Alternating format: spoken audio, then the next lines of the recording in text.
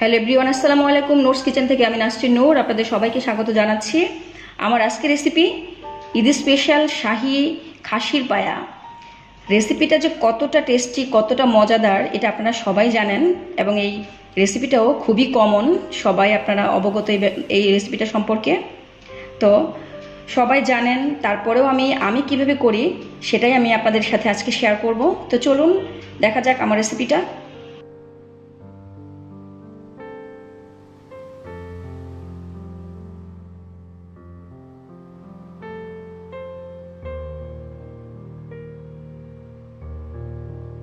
আমি খাসির পায়া রান্না করার জন্য এখানে একটা মিডিয়াম সাইজের খাসির পুরোটা পায়াই আমি নিয়েছি। পায়াগুলো সাইজ করে কাটা আছে। তো আমি পায়াগুলো খুব সুন্দরভাবে আমি ধুয়ে নিয়েছি। খাসির পায়াতে অসংখ্য ছোট ছোট খাসির লোম থাকে, যেগুলো এমনিতে ধুলে যাবে না, এগুলো একদম খুঁটে খুঁটে ডলে ডলে ধুতে হবে। তো আমি ভালোভাবে পরিষ্কার করে নিয়েছি ধুয়ে। আর আমি এখানে কিছু ছোট ছোট খাসির মাংসর টুকরো আমি নিয়েছি। আমি শুধু পায়াই রান্না করি না, আমি এর সাথে একটু মাংস দেই, কারণ শুধু পায়াটা রান্না করলে আমার কাছে মনে হয় যে ঝোলটা একটু, স্যুপটা একটু পাতলা হয়। তো আমি একটু ছোট মাংস দিই। মাংস দিলে মাংসগুলো যখন গলে একেবারে ঝোলের সাথে মিশে যায় তখন ঝোলটা একটু ঘন হয় আর খেতেও ভীষণ টেস্ট লাগে। তো আমি এখন এই পায়ার ভিতরে আমি বিভিন্ন মশলাগুলো একে একে দিয়ে দিচ্ছি। আমি এখানে হাফ কাপের থেকেও বেশি পেঁয়াজ কুচি দিয়ে দিচ্ছি, হাফ টিস্পুন মরিচের গুঁড়া দিয়ে দিচ্ছি, হাফ টিস্পুনের থেকেও কম আমি হলুদের গুঁড়া দিয়ে দিচ্ছি। পায়াতে খুব একটা বেশি হলুদ দিতে হয় না। কোয়ার্টার স্পুন গরম মশলার গুঁড়া দিয়ে দিচ্ছি, হাফ টিস্পুন ভাজা জিরার গুঁড়া দিয়ে দিচ্ছি, হাফ টিস্পুন আমি ধনিয়ার গুঁড়া দিয়ে দিচ্ছি, হাফ টিস্পুন আদা বাটা দিয়ে দিচ্ছি, হাফ টিস্পুন রসুন বাটা দিয়ে দিচ্ছি, টেস্ট অনুযায়ী লবণ দিয়ে দিচ্ছি। এখানে কিছু গরম মশলা আমি দুটা তেজপাতাকে ধুয়ে এভাবে কেটে নিয়েছি, 3টা দারুচিনি, এখানে 5-6টা গোলমরিচ, 3টা এলাচ, সাদা এলাচ এবং 4টা লং। আর আমি এখানে 2 টুকরো এখানে স্টার লংয়ের আমি 2টা পাপড়ি নিয়েছি। এখন আমি এগুলো দিয়ে দিচ্ছি। পায়াতে মশলা খুব একটা দিতে হয় না, মশলা বেশি দিলে পায়া খেতে একদমই টেস্ট হয় না।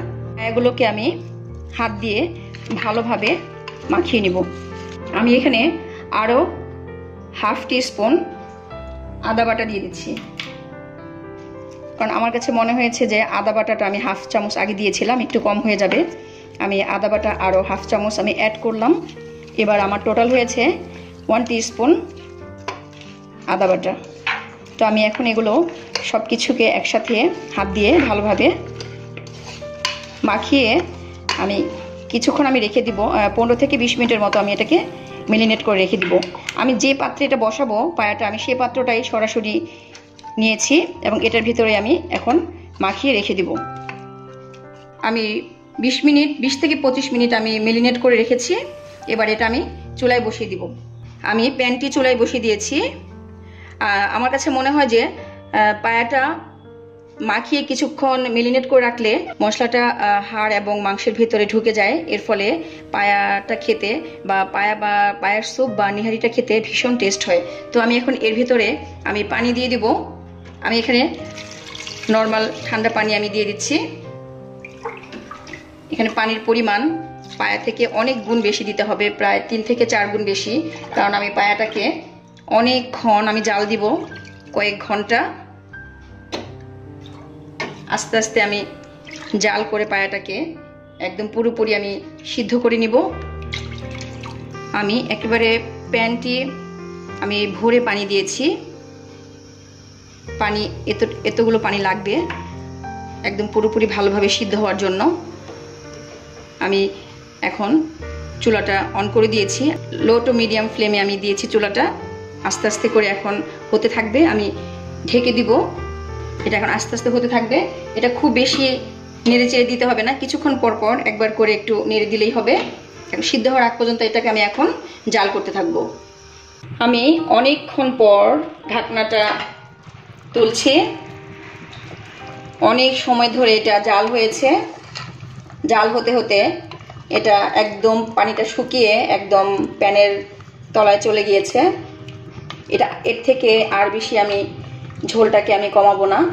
এটা অনেকক্ষণ জাল করে আমি করেছি, যেটা একদম ট্র্যাডিশনাল নিয়মে সবাই যেভাবে করে পায়া রান্না করতেন আমি সেভাবে আজকে দেখিয়েছি। একেবারে সনাতন পদ্ধতিতে অনেকক্ষণ জাল করে এটা করতে হয় এবং এভাবে করলেই আসলে অরিজিনাল টেস্টটা পাওয়া যায়।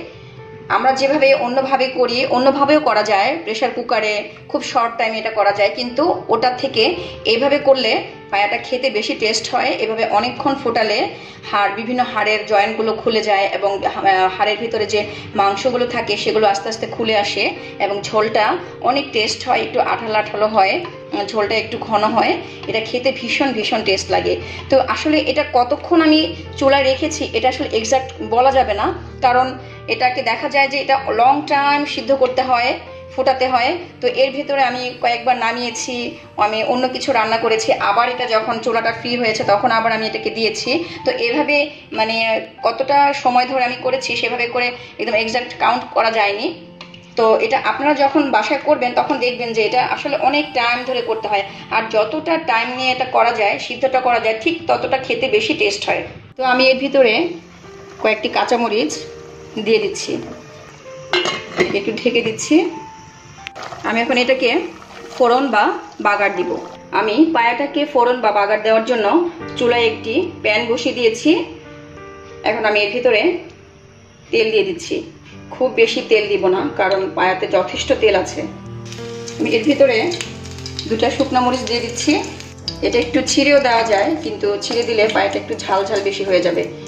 আমার পায়াটা এমনিতে একটু ঝাল মনে হচ্ছে, আমি আর ছিঁড়ে দিচ্ছি না, আস্তই দিয়ে দিলাম। এবার একটু রসুন কুচি দিয়ে দিচ্ছি, একটু পেঁয়াজ কুচি দিয়ে দিচ্ছি। বাগারে বা ফোড়নে একটু পেঁয়াজ রসুনের পরিমাণটা একটু বেশি দিতে হবে। একটু নেড়ে দিচ্ছি। পেঁয়াজ এবং রসুন খুব বেশি কালচে করে আমি ভাজবো না, একটু হালকা ব্রাউন কালার করে ভেজে নেব। খুব বেশি ভেজে নিলে কালো করে তখন পায়ার ঝোলটা একদম কালচে হয়ে যাবে। আমার পেঁয়াজ এবং রসুন কুচি হয়ে গিয়েছে, এর থেকে বেশি আমি কালচে করব না। এখন আমি এটা নামিয়ে ফেলছি। এটা আমি প্যানে দিয়ে দিচ্ছি।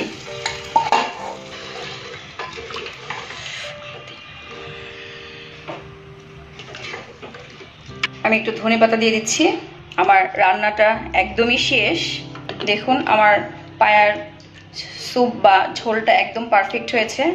এটা খুব বেশি ঘন হয় না, খাসির পায়ার স্যুপ এর থেকে বেশি ঘন হবে না। তো এখন এটাকে আমি সার্ভ করে আপনাদেরকে ডেকোরেশন করে দেখাচ্ছি। আমি খাসির পায়াটাকে সার্ভ করলাম। এখন আমি কিছু ডেকোরেশন করব। একটু আমি এটার উপরে বেরেস্তা দিয়ে দিচ্ছি। আপনারা যখন খাবেন তখন একটু এভাবে করে একটু বেরেস্তা, একটু ধনে পাতা কুচিয়ে, একটু আদা কুচিয়ে দিয়ে দিলাম।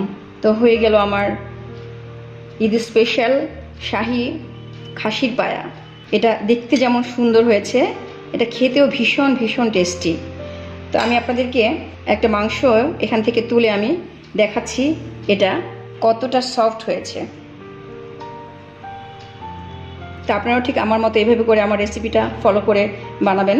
যদি আমার রেসিপিটা আপনারাও ফলো করে এভাবে বানালে আপনাদের তো খেতে ভীষণ টেস্ট হবে। তো আমার আজকের রেসিপিটি আপনাদের কাছে কেমন লেগেছে আশা করছি খুবই ভালো লাগবে। আর যদি ভালো লেগে থাকে আমার ভিডিওটিতে লাইক, কমেন্ট এবং শেয়ার করবেন এবং আমার চ্যানেলটি সাবস্ক্রাইব করবেন এবং আমার ফেসবুক পেজটি অবশ্যই ফলো করবেন। আজ এ পর্যন্তই। আল্লাহ হাফিজ।